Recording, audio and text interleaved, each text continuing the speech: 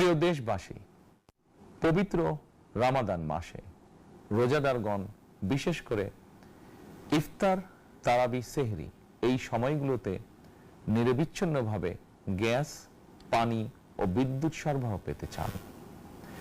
এই বিষয়টি নিশ্চিত করতে এরই মধ্যে আমি সংশ্লিষ্ট কর্তৃপক্ষকে নির্দেশনা দিয়েছি। অপচয় রোধ করে কৃচ্ছতা সাধন প্রতিটি মুসলমানের ঈমানী দায়িত্ব।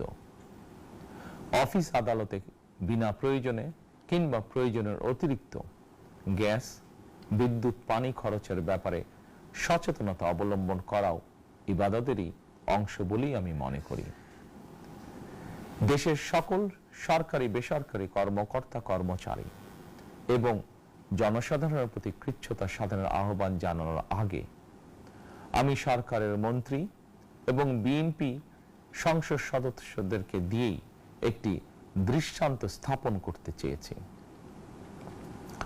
বিএনপির সংসদীয় দলের প্রথম সভাতেই আমরা সিদ্ধান্ত নিয়েছি, বিএনপি থেকে নির্বাচিত কোনো সংসদ সদস্য সরকারি সুবিধা নিয়ে ট্যাক্স ফ্রি গাড়ি আমদানি করবেন না এবং প্লট সুবিধাও নেবেন না।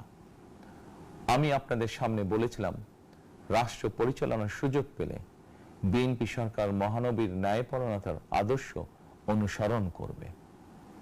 আমি মনে করি বিএনপির সংসদীয় দলের এই সিদ্ধান্ত ন্যায়পরায়ণতার আদর্শেরই একটি অন্যতম প্রতিফলন।